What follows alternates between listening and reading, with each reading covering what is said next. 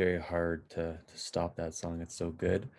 Um, Welcome to the Stoa, everyone, to another session of Doomer Optimism, one of the most hyped sessions here at the Stoa. We got Ashley and Jason returning today, this time with a guest, Joe Norman, who's making his return to the Stoa. Very happy to have Joe here. So how today's going to work, I'm going to take in Jason or Ashley in a moment, and then they're going to have a three-way conversation with Joe. So perhaps everyone besides Ashley, Jason, and Joe could turn off their camera, so the YouTube video can pick up only their faces for the conversational portion, and then we'll invite everyone back in during the Q&A. So they'll have a conversation for about 30 minutes. They'll take me back in, and then we'll administer the Q&A, or I'll administer it. If you have any question throughout, just put it in the chat. I'll call on you, unmute yourself, and you ask your question. And if you don't want to be on YouTube, just indicate that I'll read your question on your behalf. We're here for about 60 minutes in total, but if there's a sense of aliveness at the hour mark, and if everyone can stay a little bit longer, we'll see if we can sneak in 10 or 15 more minutes. So that being said, Jason and Ashley, welcome back to the Stoa. Thank you. Thanks for having us. Jason, you're still muted. Thank you, Peter. It's great to be back. So, Ashley, do you wanna go? Sure. So we wanted to invite Joe to talk about basically his vision for what kind of optimistic future can come out of the situation that we're in. Joe was present at our first kind of inaugural conversation about Doomer Optimism in Noetic Nomads, and played such an integral role getting us to think about localism in relation to, how do we get out of the mess that we're in? I have a couple of start-off questions for Joe, but I don't know if, Jason, you have any other introductions for Joe you want to make? Yeah, well, I think just to add on, the way the kind of questions I would like to ask is to investigate, together, but then as a group, these links between, okay, the name of the series is Doomer Optimism. So, what is that? We've kind of already talked about what that means or what we think that means on the series. But, when we're thinking about, complexity, complex systems, which, a lot of our bureaucrats and technocrats don't really think about. We're thinking about antifragility or resilience. We can get into what the difference of those terms are, and how that relates to this idea of localism, and how localism might decrease some of the downside risk of globalism. And we can also talk about, how do we, what is the risk of localism as well, and how do we account for that? But yeah, it's all towards the end of, for those of us who, for whatever reason, think that the future is pretty bleak, how can we carve out some optimism?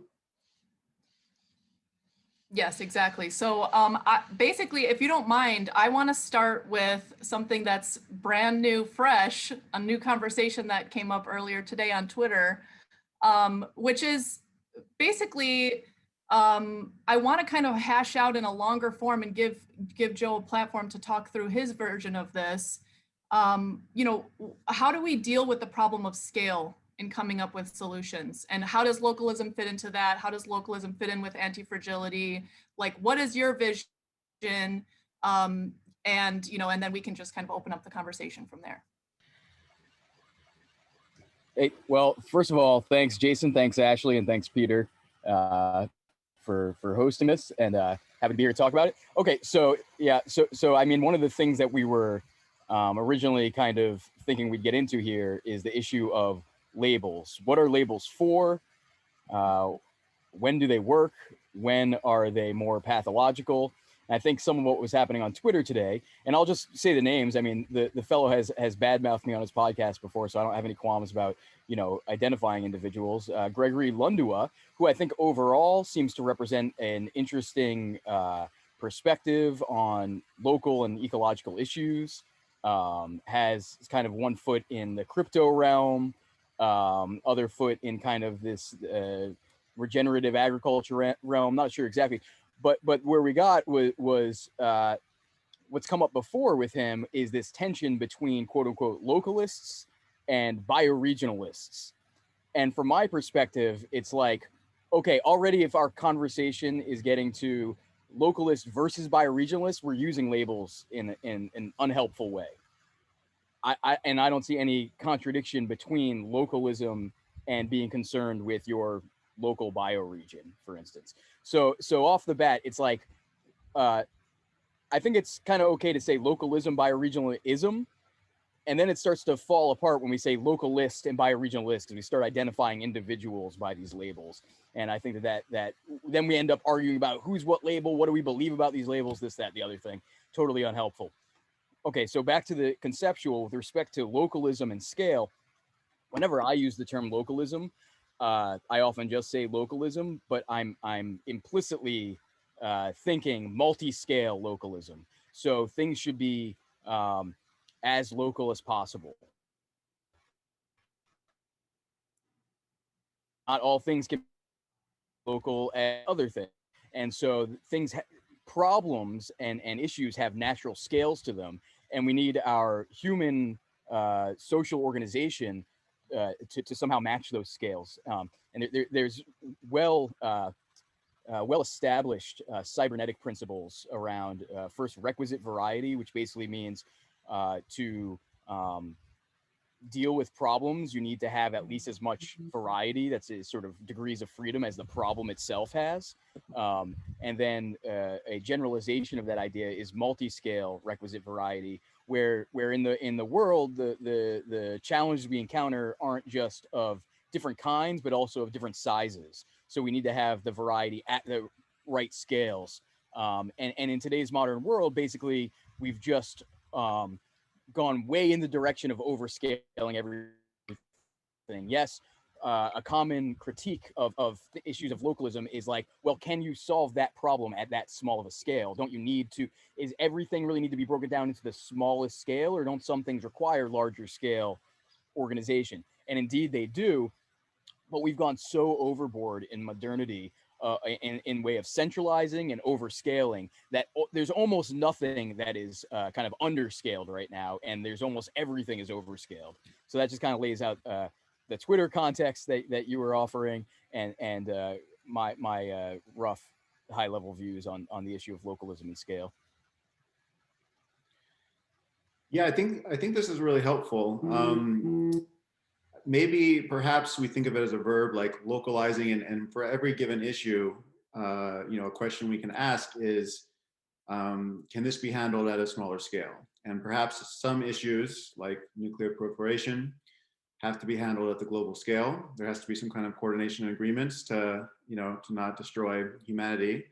But every issue we can talk about, okay, well, here, you mentioned bioregionalists, here we have to think about, the movement of some kind of species of, buffalo. We want to bring the buffalo back or something. Okay, we have to think about, some kind of larger bioregional biome scale, and how do we coordinate agreements at the local scale? So, but still the question is how, who needs to be involved with this? And how do you coordinate that involvement? That's not really a question, Joe, but I don't know if you have any thoughts about that. Well, I think one of the issues and one of maybe the tensions that we're experiencing on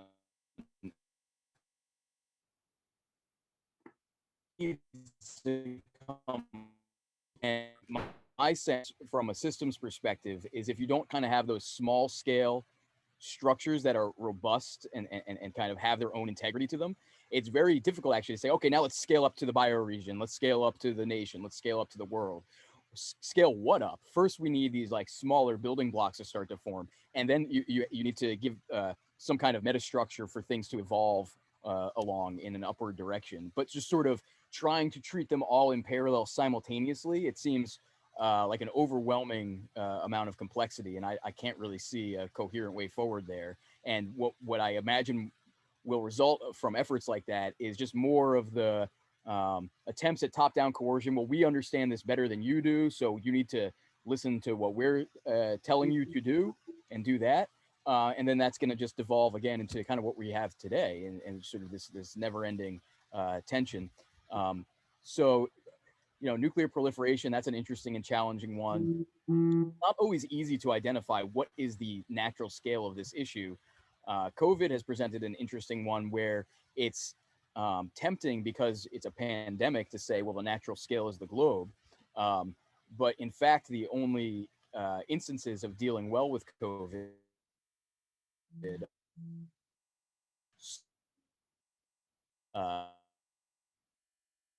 and what is the natural scale of things, I think is very challenging, as well as we need to, and I've heard you mention this before, Jason, and I agree totally with it. We need to dissociate a bit our discussions of governance and government. Sort of the state as a synonym for governance is it's assuming a lot about how the solution might look. And if we look more towards things like, for instance, Elinor Ostrom's work on how have communities successfully dealt with problems of the commons, situations in which people would assume there would be a tragedy of the commons, how have people worked these really highly complex situations out, and it's not been through top-down sort of the state coercive type of government, but there is governance, and that governance is something that's emerging out of the it's a self-organizing type of process involving the people who are directly involved in the resource, and developing kind of finely tuned contracts that are sensitive to the details of the situation. And I think that's so much of the problem with overscaling we have right now, is that when we overscale, we kind of homogenize. And it turns out that to deal with our global situation, we need a lot of sensitivity to the details. And that's something you necessarily lose in these kind of centralized structures and things. So I guess it wasn't quite a question, and so it wasn't quite an answer, but I would just jump in here and say, like, from my perspective, I think there's quite a lot of strength in a scale that is knowable to the people involved. And I just think about like the human scale of something being anti-fragile necessarily, because you can sort of see all the things that are going well and not going well when it's at an intelligible scale.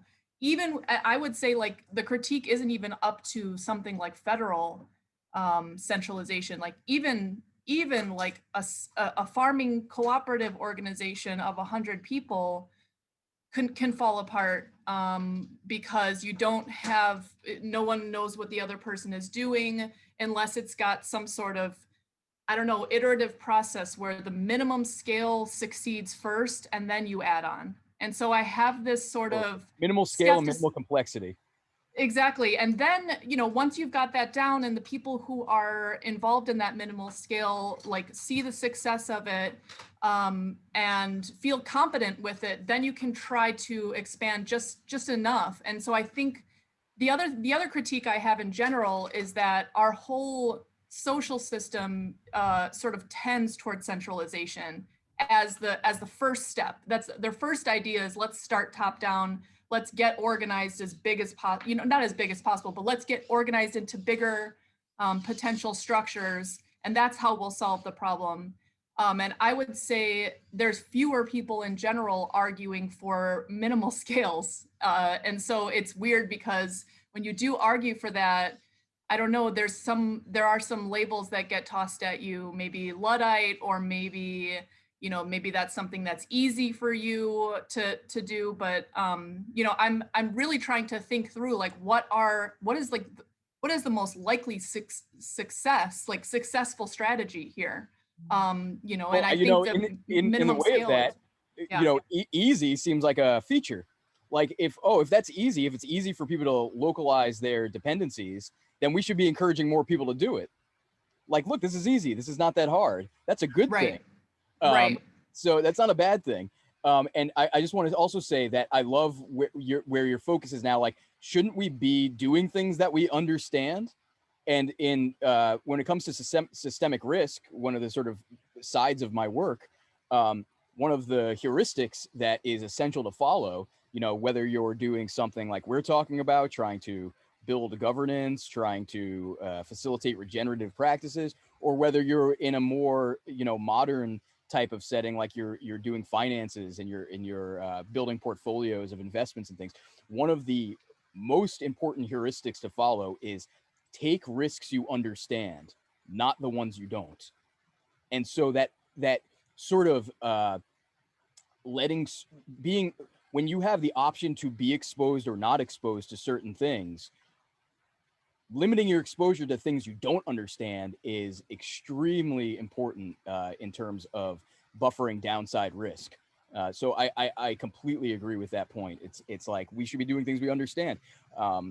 And it's when we get into this realm of, well, it's all very abstract, it's all very distant, there's not much feedback, we don't understand the perspective of the others involved, then you stop understanding, and that sort of slow incremental growth of solutions is actually the only way we've ever observed complex systems synthesizing and becoming functional. It's only this kind of evolutionary, this very slow accretive process that produces them. And even then, many fail. Like, it's just reality is when you have a complex system in a complex environment, failure is always a possibility. Maybe we can link this to this notion of antifragility, resilience. One, maybe like in kind of a practical sense, what is the difference between resilience and antifragility? I mean, I have a sense, but in terms of just when we're thinking about local communities and what types of how does localization make us more anti-fragile? But also, what are some of the risks of localization, and how can we mediate, or how can we control for those? So with respect to resilience versus anti-fragility, it's sort of like resilience is a prerequisite for anti-fragility. Resilience is kind of a return to some state. So we have some state of the system, it gets perturbed away from that, and it returns to that state. That's kind of the simplest and most straightforward definition of resilience. Anti-fragility is that you don't return to the same state. You generate a new state that is now better able to deal with the kinds of stressors the environment is delivering.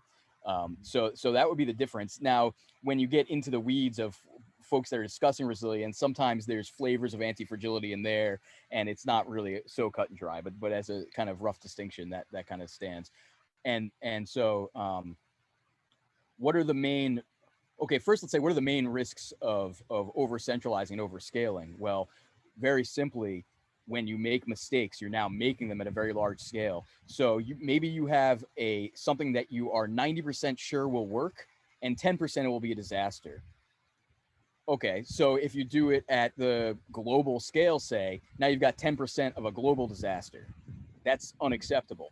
Now, if you're doing it in your village, in your town, then maybe 10% is acceptable. And certainly, it's going to be acceptable at the global scale because it's a very microscopic process, potentially. What are the main risks of local? Well, one is that there's large-scale forces that you can't scale up for. Unfortunately, one of those large-scale forces, and this is an area that I think is kind of often isolated out from the kinds of discussions we're having, but needs to be considered and dealt with in a very serious way, is security, human security. What happens if you're a small village and now the state next door rolls in with their uber centralized military and just rolls over you? What do? How do you prevent that? How do you mitigate that? I think this is one of the biggest challenges, actually. Obviously, off-grid power is important, and all these other things are important. But if you can't fundamentally protect what you build, then it's gonna either get destroyed or be in someone else's hands real soon. And this is one of the most uncomfortable parts, I think, to discuss, especially for those of us who are more keen on the optimistic side of Doomer optimism, and like, how will my thriving eco village where my great grandchildren are enjoying the shade of the trees I planted and whatnot. So something, and when we get into this conversation in the US, one of the, in my opinion, very important pieces of governance in the US is the Second Amendment. And it's tough because, of course, these are weapons, and their whole purpose is violence. But again, back to this idea of requisite variety. Well, if someone else has the weapons and you don't, well, you don't have requisite variety. So that's one of the major risks I see, is literally just getting steamrolled. Right. What about Go ahead. just, yeah, what about like, so we're talking about like natural disasters, and we've talked a little bit, Joe, and perhaps we'll continue this piece we're working on of this idea of cosmopolitan localism. But I guess what I'm getting at, and I'm interested in exploring this with you a little bit, of how can we utilize the affordance of technology, of modern technology, like digital technology, to buffer against this kind of asymmetric risk, or maybe that's not the right term, but say a region gets wiped out with a hurricane or something, and if they're just on their own, if they're isolated, then that's pretty bad. But if they can tap into a larger network of mutual aid, then there's some mitigating of the downside risk of being, at least being an isolated sort of localism. Great. Yeah. And I my brain was going to mutual aid as you were saying that. So totally agree. And that's exactly what we need. And it needs to exist at multiple scales. So you need sort of small scale town, mutual aid of households, mutual aid of town, mutual aid of region. But what ultimately underlies the ability to provide mutual aid is that all the units, or at least some greater than one number of units, are doing whatever that essential function is that can now be provide that mutual aid. So if, growing food is an easy way to think about it. So if I'm growing food and you're my neighbor and you're not, and I get wiped out, well, you can't provide me mutual aid. You're not growing food. And now maybe you were getting food from me. Now we're both wiped out. Now, if I'm growing a healthy garden and you're over there growing a healthy garden, maybe some livestock, something, and one of us gets wiped out, now hopefully we have actually overflowing abundance where we can help each other when the other one is down. So I think mutual aid is exactly the way we should be thinking about it. And then in terms of redundancy, so you're having redundant functionality across units at a given scale and at larger scales. And then when the time does come where mutual aid is needed, then there's someone to provide it. And you don't know who's going to get wiped out or harmed or whatever. That's something that's unknowable a priori. So if you're trying to optimize, like, oh, you're the best place to grow food and I'm the best place to, I don't know, grow trees for lumber. And so I only do lumber and you only do food. That's a fragile architecture. And so, okay, so yeah, me and Jason are working on a piece. It's one of those ones where we started, we got excited, and now it's just sitting there. We need to revisit and clean it and all that. But we'll do that. And we're talking about cosmopolitan localism and how that's a structure that can support like an anti-fragile type dynamic.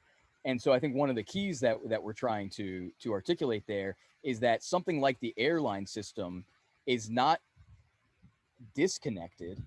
It's also not sort of connected in a way that makes it fragile. It's connected in just the right way that makes it anti-fragile. When there's a crash, that only affects that airplane. In terms of one airplane crashing doesn't cause other airplanes to crash. There's no cascade across that dimension. At the same time, that crash yields information that can then informationally spread across the system and improve the robustness of all the other airplanes. So you have these two kinds of connectivity and disconnectivity. Disconnected over the variables or the dimensions that would potentially produce cascading harm, but connected across variables that can produce cascading information for adaptation and robustness. So I think that's one of the ways we should be thinking about localism in the 21st century, is whatever the kinds of harmful things that can happen, we should be disconnected in the ways that will help them spread. And as they do happen, or as innovations happen, then we should be connected in the ways that allow those to spread. So we want certain things to spread and other things to not spread. And I think that's a beautiful, cosmopolitan localism is a beautiful way of putting that. And I think as well, as it comes to how do we leverage technology, certain kinds of more physical technologies, like certain kinds of machines that might deal well with certain kinds of landscapes, we can then start to connect ecologically similar areas informationally that are distant geographically. Because, you know, imagine you live on you know, the top, you're going to have more in common with someone across the world that lives on the top of the mountain than your neighbor 10 miles away that lives in the valley. So I think starting to make these kinds of informational connections among areas that have commonalities ecologically could also be powerful. So. I'd like to follow up, and then maybe there's so many good questions. I feel like maybe after this, we can just start opening up for all of us to discuss these questions. But one other thing I really want to push, or not push, I want to ask Joe to talk about is his pushback on this idea of labels, because I personally think some labels are very fun and they draw people in.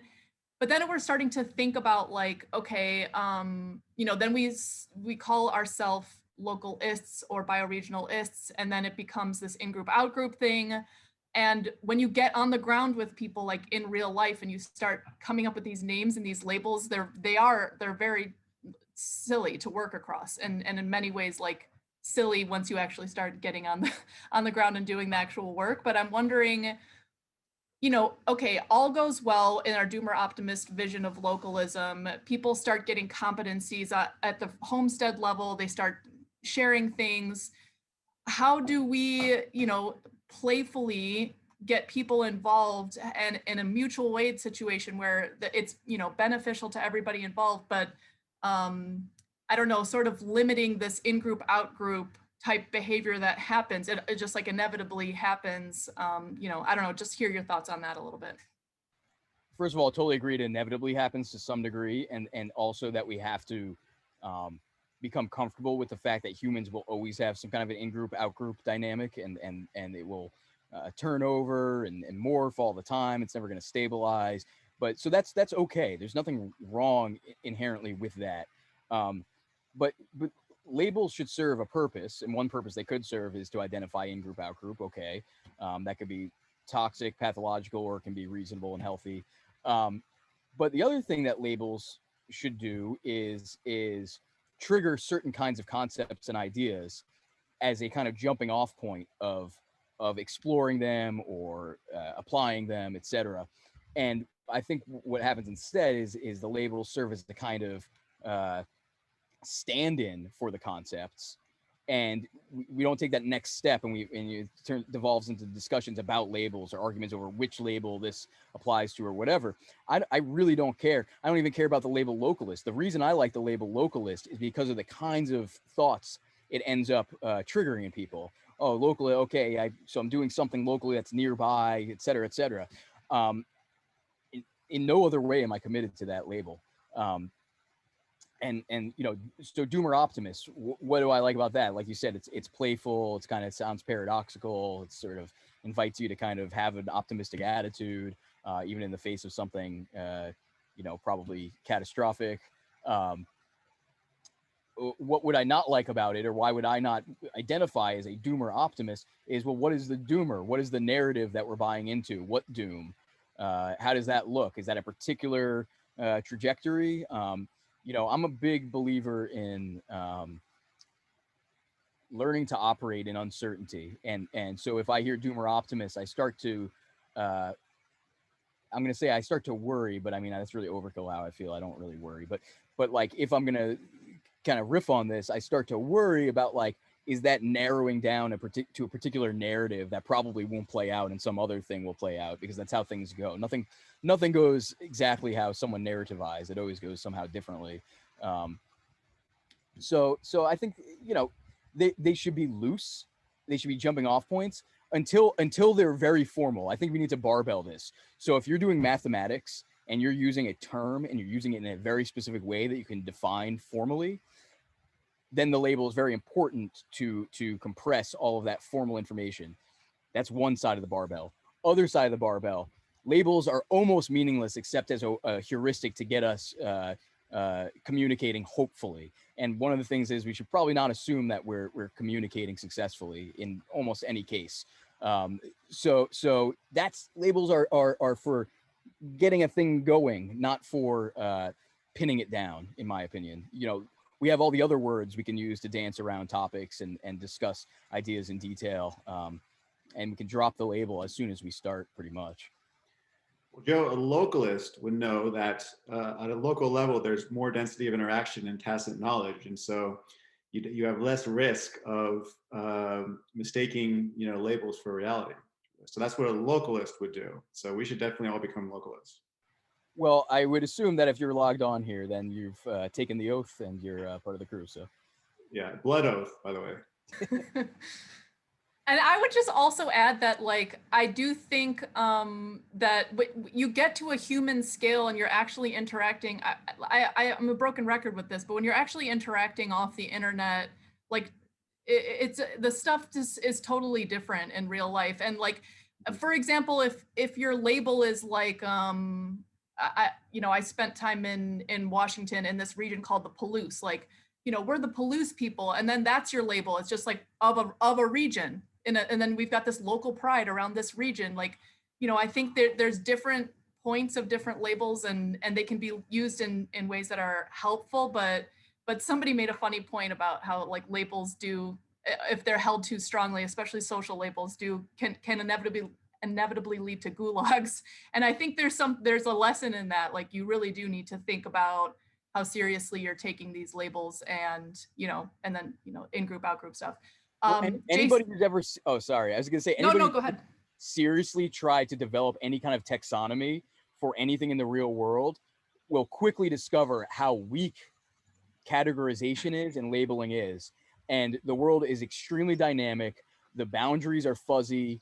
The what seems like a good scheme all of a sudden gets turned on its head with a new instance. Labels are very, very weak, and so we need to treat them as such. Jason, do you have anything else you want to ask before we open it up to questions? No, let's open it up. I think we're ready to open it up. All right, everyone.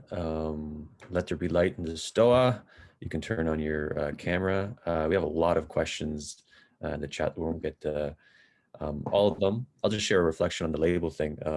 I like the idea of not thinking of labels as a way to get something right in correspondence theory of truth, but as a way to kind of find the others, as like a beacon. There's something really kind of sexy about Doomer optimism, that it attracts a certain temperament, so we can go here and have these conversations. But I like the idea of then just getting rid of the label and not getting narcissistically attached to it. So yeah, I'll call in Evan McMullen first. Evan, you're up. Thanks. So this is going back to the part of the discussion about localizing dependencies and so on. And so, this is something that continues to, I don't know if confuse is the right word. I guess I continue to have questions around this area of it. So let's just assume for a second that we have some localized clusters with local governance, not necessarily government, mainly local dependencies distributed in a sort of fashion of a decentralized network, right? As opposed to fully distributed or fully centralized, right? So what I'm really interested in is the question, we don't seem to have great models of how to coordinate at the sort of mesoscales there. So I'm like we, sometimes default to ideas coming straight from, say, representative democracy. Oh, like the local cluster might need to like elect representatives to represent it at, a higher level of coordination, so to speak, for, say, regional or, state or national level issues, say. So I'm curious to hear your thoughts. Anyone on the call today, specifically though, Joe, about how do we get these localized clusters to coordinate over their areas of shared interest and concern without falling into sort of classic traps of like principal agent problems, nepotism, representation as popularity contest, et cetera? Well, I mean, from my perspective, this is one of the most challenging questions, right? And if I had a silver bullet solution, I would certainly offer it, and I don't. All I can say is that, one of the things, and I actually forget which amendment it is, but there was a time in the U.S., for instance, when senators were elected by the state government. So you would, 17th Amendment maybe, you would elect your state representatives, and then they would elect a senator or a pair of senators, whatever it was, to go down to DC. That kind of renormalization of the structure is something we need. The fact that we're trying to do both, everything kind of aggregating from the individual vote, is making disconnections in the information, kind of vertical information flows. So that's one thing I would offer, is that we should structure things in a nested way. And that really means that, you know, you elect your state government elects your higher level representation. With respect to, you said mesoscale, I wonder what scale that corresponds to. Is that sort of a state level? Is that a regional level? What is mesoscale to your mind? Well, I'm looking at it. Of course, you could look at different mesoscales and different layers of the nesting, right? But like, just say I'm imagining, you know, so I'm like on a property now, and there's some other people, you know, around me that I may have good relations with. We have a lot of shared interests with respect to the, you know, stewardship of the environment that's shared, with respect to maybe our interests might align. Say if the county government or state government wants to like drive a big road through here, and that's going to mess everything up or whatever. And so like one scale would be even, okay, so I can coordinate pretty well, say like on the street level, right, with like the people that I actually am, you know, their properties abut mine, say, right? But then when it comes to say like, okay, well, even the whole neighborhood isn't going to have much effectiveness in terms of advocating for like not having a big ass road ran through here or whatever, right? Because the road might provide benefits to people all throughout the, say, metro region or whatever, right? You know,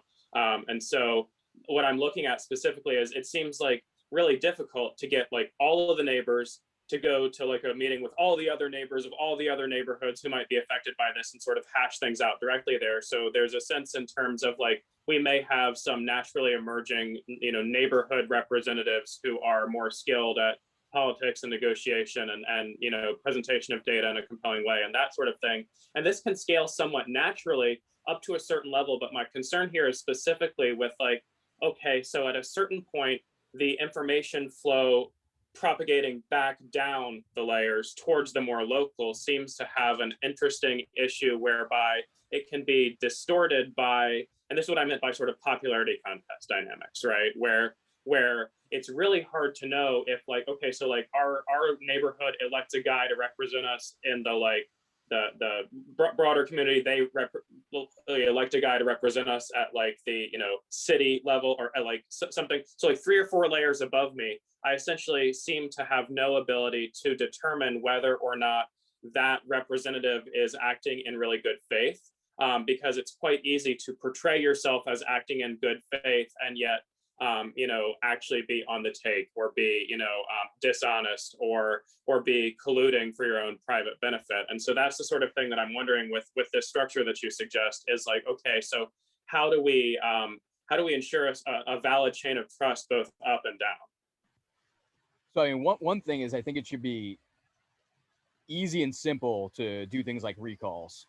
Like, if, you know, okay, you're in the middle of your term, you got 2 years left, it doesn't matter, you're out. Like, the neighborhood got together, we agree, you're not representing us anymore, you're out.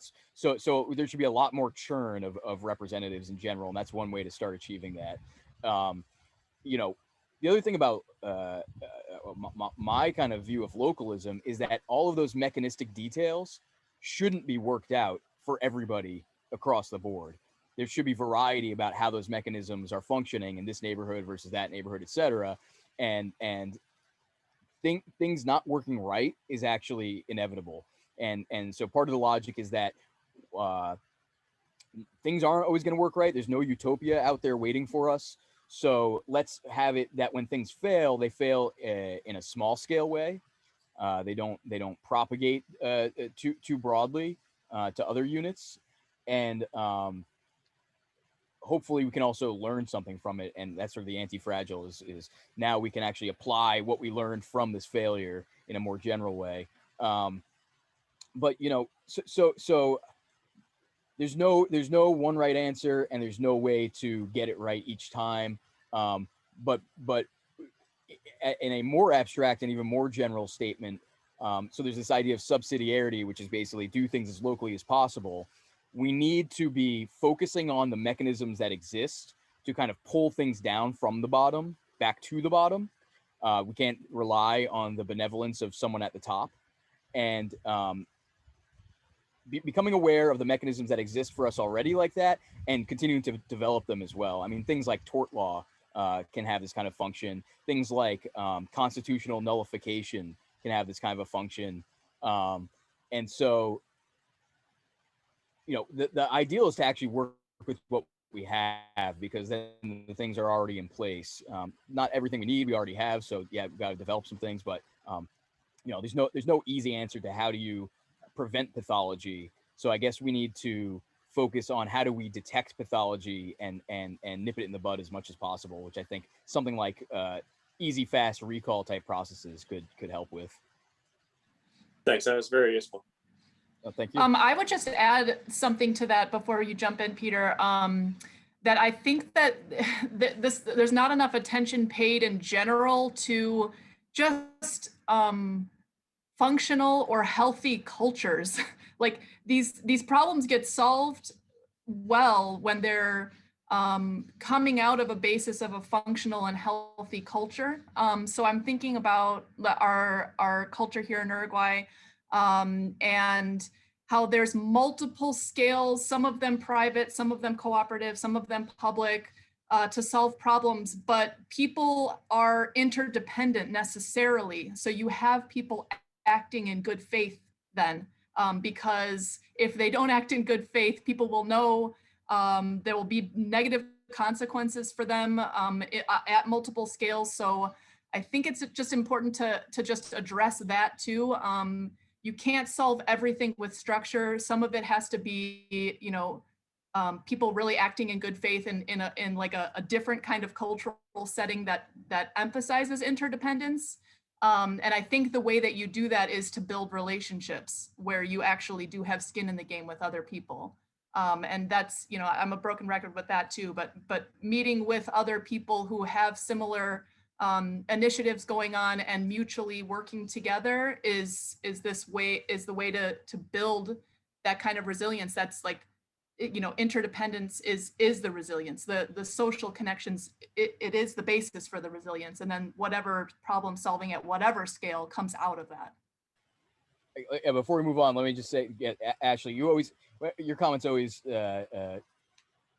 reframe me and take me a step further, and I appreciate that. And yes, one of the things I've tried to hammer on about a bit is that we shouldn't think of sort of there's society or these like people, and then there's like a government or governance or whatever, and we kind of bolt together like a machine.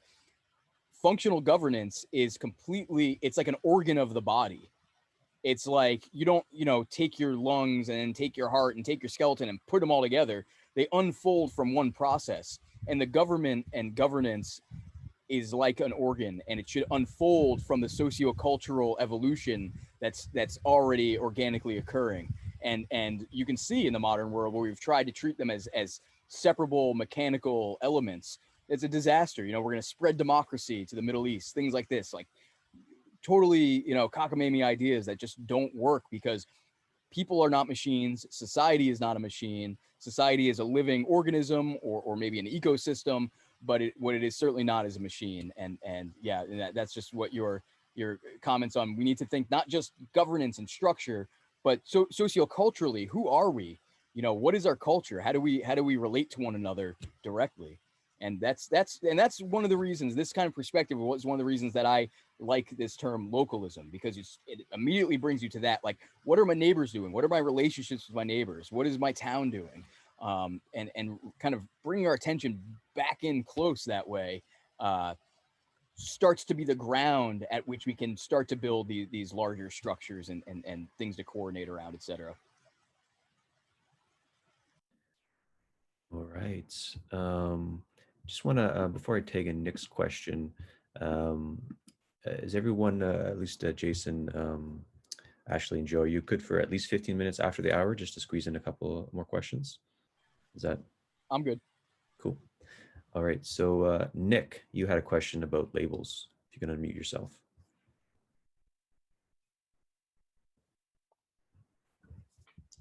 Hey, can you hear me? Yep. Yeah, so I'll just read my question. I was just commenting on, I think Ashley mentioned the silliness of labels and how it feels a little silly, but it seems to me that it might be because there might be a little incompleteness to this framing, this localist doomer optimist framing. You're gesturing towards higher non-material values, but at least I haven't gotten a cosmological, spiritual, religious, etc. Sense from this. And that kind of puts those higher values in perspective. So I said the Amish don't have a problem labeling themselves, say what you will about their principles, but they are undeniably localist and here to stay. Do you see a recovery of the sacred as relevant to localism, or can there be a purely secular materialist localism? Can I just throw in something real quick? Yeah. Ashley, do you mind? So one reason why I think it is a spiritual framing is that I think the most spiritual activity you can do is to think about death and to come to terms with death and to fully reckon with it.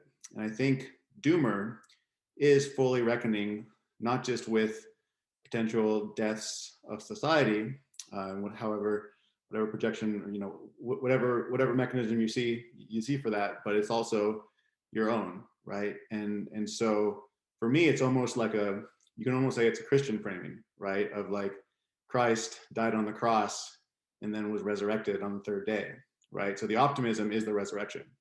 So that might be a little bit too cute by half, but I just want to throw that in there.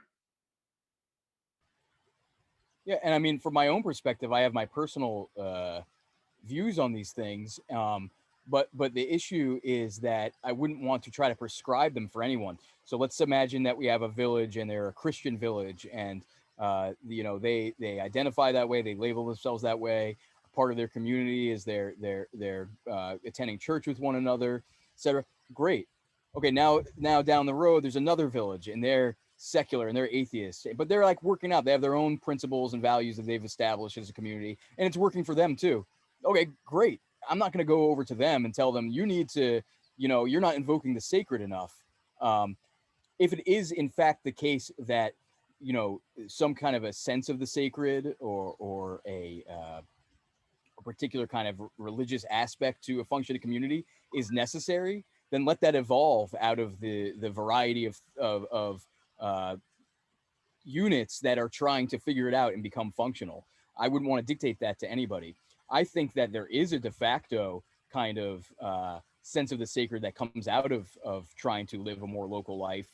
I mean, being part of something bigger than oneself becomes not something abstract, but very tangible when you start developing the kinds of interdependencies with others that Ashley's talking about, not just abstract sort of global scale ones where, of course, I order my stuff from Amazon and someone makes it in China, so I depend on them, but there's no tangibility to it. When you start to recover the tangibility of the interdependence, I mean, for me, there's something that's imminently sacred about that. And so I have a tough time discussing it in the sense of what it needs to be, because then it sounds like I'm prescribing something for somebody, and I'm not interested in doing that. But it is possible that there is certain aspects of reverence for the sacred or what we typically consider as religious that are necessary for communal and collective functioning, but shouldn't be prescribed, should only be organically generated by the participants. And just to tack on one more comment on that, to make clear, like, my perspective on labels, it's the following. It's not that you can't identify, say, as a Christian, or you shouldn't. It's that imagine you run into somebody and they tell you, I'm not a Christian. And you go, okay. And they go, okay, I believe Jesus is the Son of God. I believe he died on the cross and was resurrected. I believe this, that, and the other thing that's typically Christian belief structure, but I don't label myself Christian. Like, at the end of the day, are you more concerned with whether they label themselves Christian or not, or whether they believe and act in a way that is Christian? And my view is, focus on the latter, not the former. Any follow-up on that, Nick? Or Ashley, if you want to. Nick, I'll let Nick go first, but I have a quick thought if I don't get kicked off again. Nick, do you have anything else to follow up with? No, just thank you guys for responding. You can go ahead, Ashley. Yeah, I personally think this sacredness is a huge part of what's missing in most of our lives, and part of the issue that kind of puts us into these weird labels, and all of a sudden you've got this new religion you're pretending is not a religion, but it actually is. And there's just this religion shaped hole in your heart, and it just gets filled up with something if you don't like consciously fill it with something. I personally find the connection to community, the connection to the land, the almost sacred aspect of providing for yourself and your family and your community, the interconnectedness between yourself and other people and other creatures. Like I have all these dogs and cats and cows and chickens, and there's something sacred in that, right? Like taking care of them, this act of creation, these children I have around, that I'm stewarding into adulthood, the community that I rely on and who relies on me. I think all of that, to me, like, that to me is a lot. There's a lot of sacredness in that already. And then add in, tradition, culture, different kinds of spirituality or spiritual understandings. I think people would be surprised the extent to which the sacred and the spiritual comes up when you start focusing on a scale that's interdependent, where you're connected with nature, where you're responsible, where you're the grown-up, who's responsible for other creatures in the world. And so, I would just also caution that I think it's silly to think that like secularism even really exists. People fill the secular hole with something. I don't know. We've gone back and forth about this before, Jason and Joe. But yeah, I don't know if you have any other follow-up comments. I know, Jason, you think a lot about these topics. If you have more to add. I try to think less and less about them. I used to be kind of a meditation nut and stuff, but I think how you expressed it and how Joe expressed it, I couldn't agree more. I don't think I can express it better. Relationship to the land, ecological awareness. There's a kind of an inherent non-dual awareness that I think can arise naturally, and without thinking about it too much, of just like you're in constant feedback with your land, and you become part of your land, it becomes part of you. Like, to me, that's a transcendent, and it's like a transcendent immanence, that it's hard to put into words. Yeah, something happened to me, Jason. I used to be very interested in consciousness, or at least I thought I was interested in consciousness. Yeah. And it was basically since I started having some of those kind of direct, tangible, I'm actually part of this feedback cycle with this land. Like, it's not like it took like a couple of years to start to feel that, really, but and it is hard to put into words. But at that same time, I found myself becoming much less interested in consciousness, and somehow those are connected with one another, and I'm not quite sure how yet. But and there is there's an aspect to it that is religious or spiritual. I don't even know what the words are. And one of our I don't know if you guys are mutuals with him on Twitter, but I like him a lot. Harry DeAgostino. He's a really nice guy, smart guy. And he said something, I was mentioning some of this on Twitter, about like, yeah, it doesn't make much sense to him to think about the mind or consciousness. It doesn't seem exciting. He's much more interested in the soul. And that hit. I was like, yes, exactly. Somehow when you're being part of something where there's an interdependent type of relationship, and it is tangible, and you're in resonance with that, your kind of mind is gone, but your soul is there. And that's something really, really powerful. And it's not something that can be, at least in my experience, I can't think my way to it. But there are moments where I'm partaking in something, doing something, including some of the maybe less pleasant homestead type activities, like culling your flock or something like that, when there's death involved. And you mentioned already, Jason, sort of the awareness of death, almost especially in those moments, if you're really kind of taking them in. And death is a constant on the homestead. And it's not always animals, right? It can be plants too. They're alive, and then kill them. There's something very non-secular about all of that. I will agree and admit to that for sure. All right. Lisa, I know you have to leave in like a minute. Do you want to sneak in your question and watch the answer on the recording? Sure. My question, I think it still is remaining viable and kind of weaving in and out of this wonderful talk.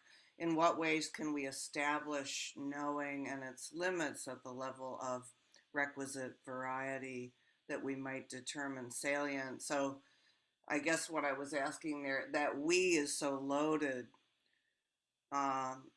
because how we define that we, as many people have said today, means everything.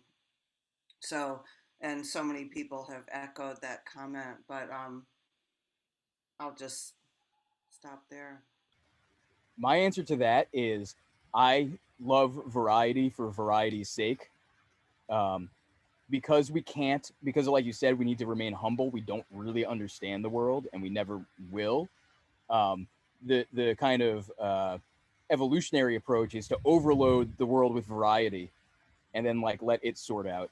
And that's part of the vision of localism, is that we have variety at the scale of individuals, and that's good, but we also need variety at the scale of cultures and communities, and that's something that we've been eroding through modernity, and so that's kind of my view on variety, is just produce as much of it as you can, and because you'll never understand what's needed, and the world will figure that out for you.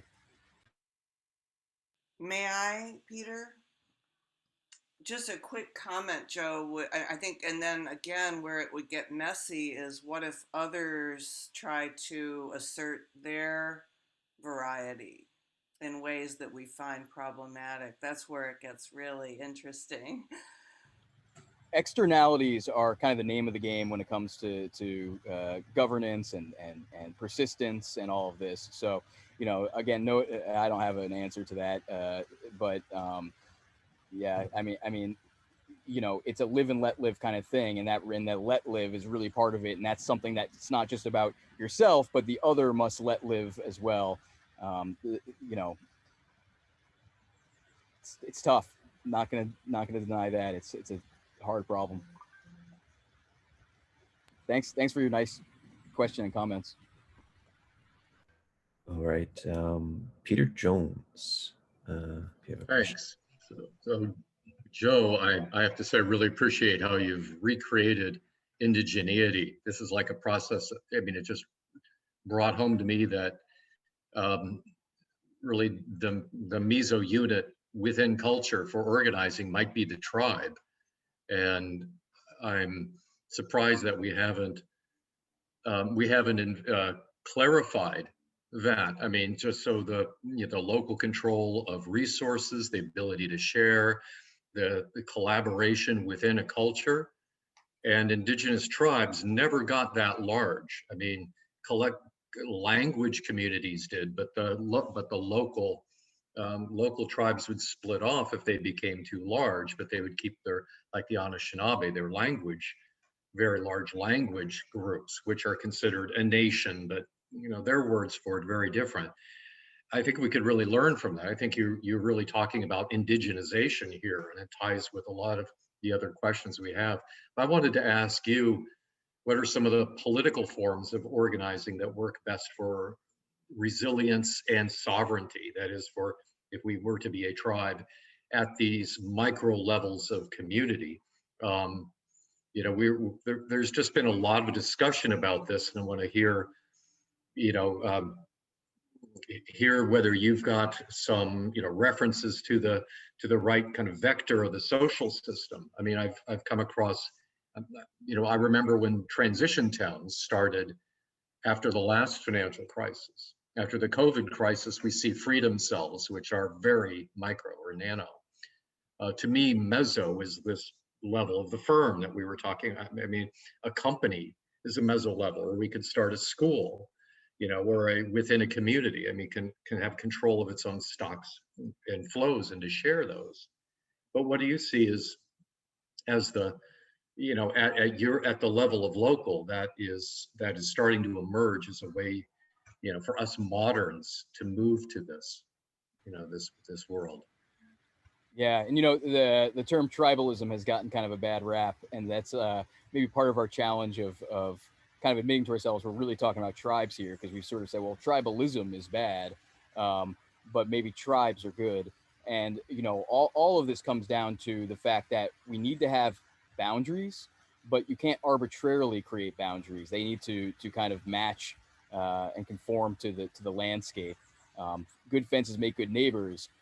Keyword being good fences. Bad fences make bad neighbors. And so that's sort of just a hand wavy response to the setup. But I live in New England. I live in New Hampshire. We still do, a lot of the towns still do town halls. And so that's a really, so that for those who aren't aware, what I mean by that is I live in a town of about 1,000 people. We have something called the Board of Selectmen, who are the executive branch of the town. And then the legislative branch of the town is the town. And so once a year we get together for town meeting and we vote on, proposed law changes and additions and whatever. And that in and of itself has been, I've been here going on 3 years now, and that's been a wonderful thing to experience and to see how that works. And, people have differences and they get up and they talk about them. And sometimes it sways people and it changes the decisions that are made, and it's real self-governance happening. Now, historically, in my town and other towns, it actually hasn't been according to a vote. It's been according to consensus. So you actually have to achieve consensus on issues. Now, this is something that absolutely does not scale at all. This is very micro. But I started to see the utility of achieving consensus in micro. It forces you to negotiate and to figure out what are the real points of tension here? What is this person really resisting? It's not the thing that I wanted this and they wanted that, and we thought we were against each other. Actually, we weren't. We wanted things that weren't cross-purpose, and we could negotiate to a resolution. I wouldn't even be opposed to my town returning to a consensus type of governance, but I can also see how it would take much more time. And what you see is people don't want the town meeting to last that long. They want to get the F out of there and get to their work or whatever they're doing. And that's understandable, but it's also a reflection of our modern lives and the fact that we don't have the resources to put into those high complexity sort of negotiations and whatnot, but we should. So I think that's really interesting. Another thing that used to be in New England is I think actually Ashley referred to it as, I like it, law by neighbor. And law by neighbor is that if there's something I want to do on my land, so I want to build whatever. I want to build a building, right? And my neighbors are going to have to see it. Well, which neighbors will have to see it?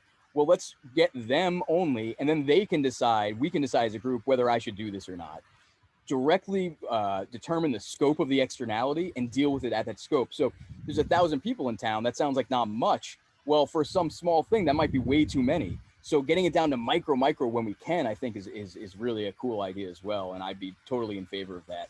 It's also interesting that I guess back in the colonial days, there was a lot. So tort law comes from English common law, and that's obviously one of the major strains of law here in New England. And apparently people were suing each other all the time in an almost casual way. So I might be working with my neighbor on one thing while we're both suing each other about something else, and we're not there's not a lot of animosity associated with the legal action. It's just seen as a way to resolve a dispute. And so we talk about, we live in a litigious society and this and that. Maybe we should be much more litigious and see it for what it is, as something that can help to solve very complex and nuanced disputes. And it doesn't have to be that we're at one another's throats and we hate each other and this and that. So I think that's another interesting way to look at tort law, something a little more casual and small scaled. Those are some of the things I've been toying with, but it's a challenge because you can't really directly experience this stuff, a lot of this stuff, because it doesn't exist that much anymore. I feel blessed and thankful that I live in a place where I can experience some of it, and I see how valuable it is and how it allows the town, even when people are disagreeing about certain things, to cohere into an actual unit. And I hope we can preserve that here. Yeah, I'm I would glad the just, tradition, I'm glad you still have that tradition. I mean, it seems like your context really fits the Principia Politica in that you're almost a socialism in a town of 1,000 people, which you wouldn't say that you were necessarily a socialist at the county or the state level. But within a town of that size, organizing by consensus and sharing with each other might look like a socialism, you know, and then you might be a dictator in the family or you might be a communist, you know. I would say, yeah. We try to be communists in our household, but I would just add that I think it's really important that, Peter, this is such a great point, and Joe, your examples, we don't have to reinvent the wheel. You know, we don't have to make social systems anew. There have been thousands of years of civilization where people have worked this out on different scales for different problems and different contexts. So like, yeah, I think, Peter, your point, in the family, you could have one scale of governance, and you know, at the school where my kids go to school, it could be a different kind of governance, town something different, agricultural co-op something different.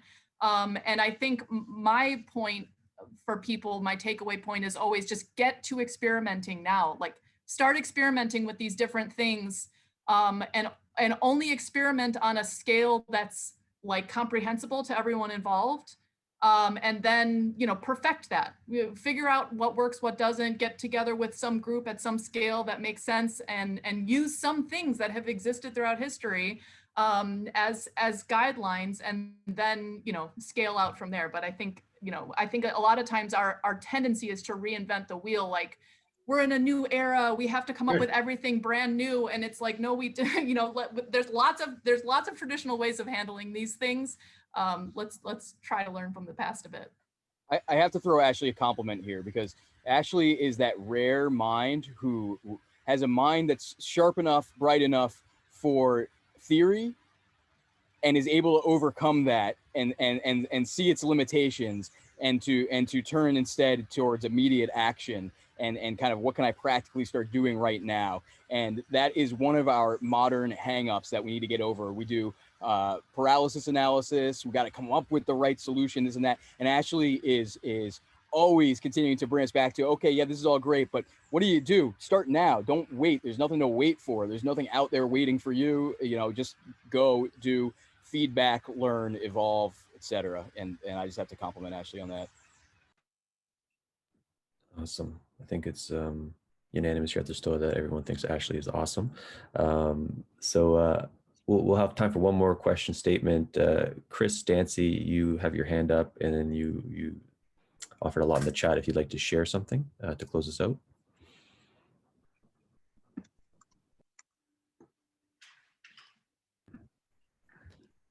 Chris, are you? Hey. Yeah. Yeah, I'm sensitive to being on mute. Sorry about that. One of the things I liked all the talk about the sacred, and obviously I'm a big fan of Ashley's as well. You know, one of the things we did, we developed a system here to kind of manage multiple climate disasters that we've had in my neighborhood, but also hold the governing board, the management company, and the HOA accountable. One of the things we've allowed our neighbors to do is identify one of 5 types of tribes. Well, one of them is called basically productive, like you're someone who likes to just get behind and crunch numbers. Next one is kind of a health-centered one, someone who can make, create, do things with food. The next one is after health is value-centered, so you're someone who's basically leaning toward the spiritual, but kind of worrying about everybody when you worry about self. The fourth one is nature-centered, which is, you know, obviously a lot of folks on this call are very tied to that one. But the last one is this transcendent-centered. Well, what that system of nomenclature has allowed us to do is, as our neighbors sign up to these systems where you can either give or receive, and you can give 3 types of things or ask for 3 types of things, it's allowed us to actually create a fulfillment system that ties different people together, or like-minded people together, to make actionable real-time changes in our neighborhood. And the first time I found the Doomer Optimism group on Twitter, you know, I built this Miro board real quick and said, okay, guys, start collaborating here, start getting things done. And it's frustrating because I'm very much one of those boots on the ground. I'm kind of the cyborg Ashley, if you would. And I sometimes struggle, like, what do you guys, do you have anything, any type of directory or system where I can browse what other people are doing in real time in their communities to not only create more localist movements, but actually empower them so that I can borrow from that ideology set. I'm over 50. I've been doing community systems since before we had computers. And I'll be honest with you, a lot of my bias comes from how we handled it when we were being hacked off by AIDS. We had no one, no government, nothing was coming to help us. And we had to experiment on ourselves. We had to be our own doctors, our own lawyers, our own nurses. And it's hard. And I think it feels generally kind of lonely, but thank you for letting me rant a little bit at the end and listen to everybody's wisdom.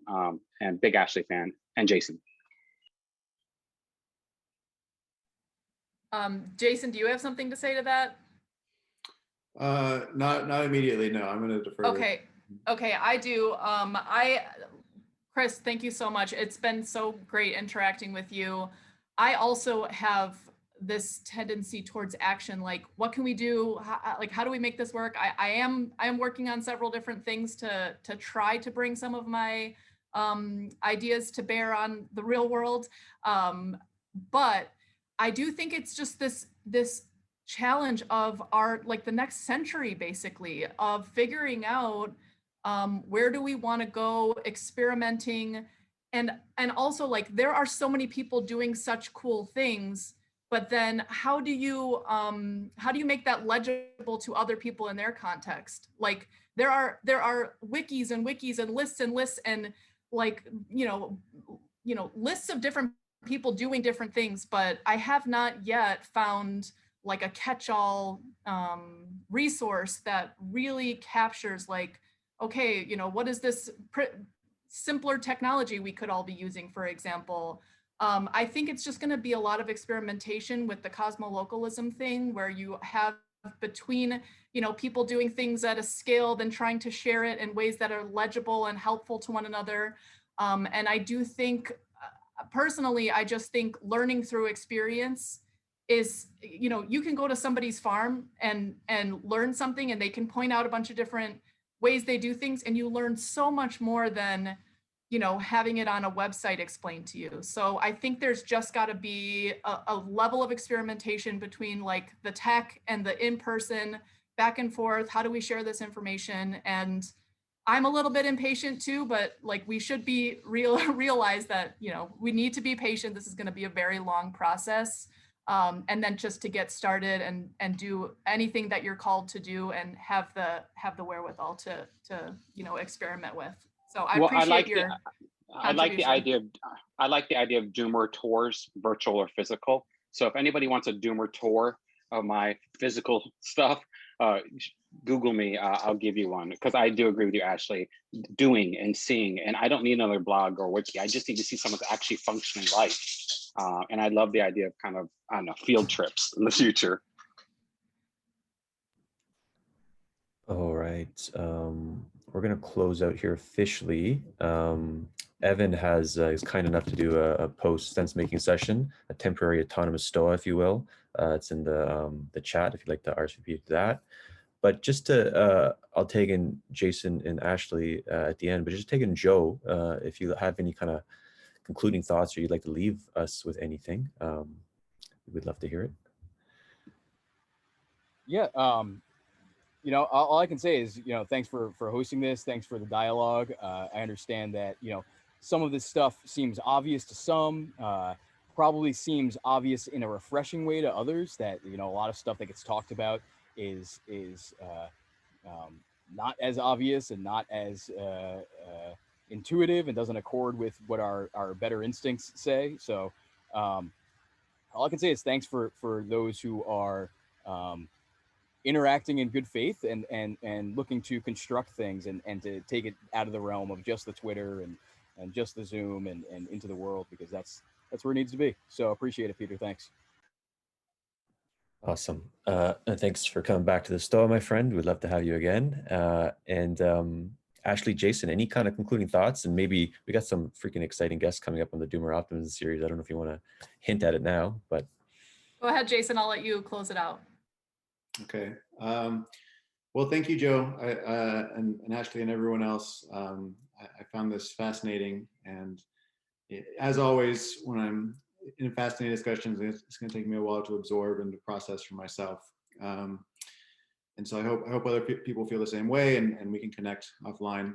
In order to preview, or not offline, but in other venues, in order to preview where we're going, so the next couple, we're still working on the logistics, but the next couple sessions, we're really, Ashley and I are really interested in farming and agriculture. And so our next guest is going to be Chris Mahe, who wrote the book Small Farm Future. And he basically makes the case that we need to get back to kind of small scale agriculture, and you know, and he makes the case that many of society's issues can be resolved by doing that, not all of them, and there's tensions, and he's very nuanced. And so if you think it's like an ideological creed, it's not. He's very nuanced, and he acknowledges critiques and everything. And so I think if you're at all interested in regenerative agriculture, small scale agriculture, show up to that. And then after that, it's Vandana Shiva. And if people know who she is, you know, she's kind of a hero, you know, in the agroecology, you know, seed saving, peasant agriculture scene. And hopefully we're going to have Chris Mahe be the lead interviewer for her. So kind of this connecting of, you know, Chris Mahe is kind of, he comes from a lens of the global north, and Vandana Shiva from the global south, and kind of have a meeting of minds and talk about what are some learnings, how can we, you know, learn from each other, and, you know, from these different perspectives. So that's where we're heading. And then, you know, after that, we'll see. Vandana Shiva has been smeared relentlessly by Monsanto, so she must be good. She's great. She's my hero. It's going to be amazing. Beautiful. Yeah, so those two events are going to be posted on thestoa.ca soon. Super excited for them and this series of Doomer Optimism. So Jason, Ashley, thanks again for doing what you're doing. Joe, thanks again for coming to the Stoa. Some couple of other events coming at the Stoa that could run adjacent to this Doomer Optimism series. We have Robin Dunbar, the guy who created the Dunbar's number. He's going to come in. There's some critique on his theory recently, so that should be interesting to discuss. That's May 27th at 12. Dave Snowden, our friend's coming back to talk about intuition, anticipation, and navigating complexity.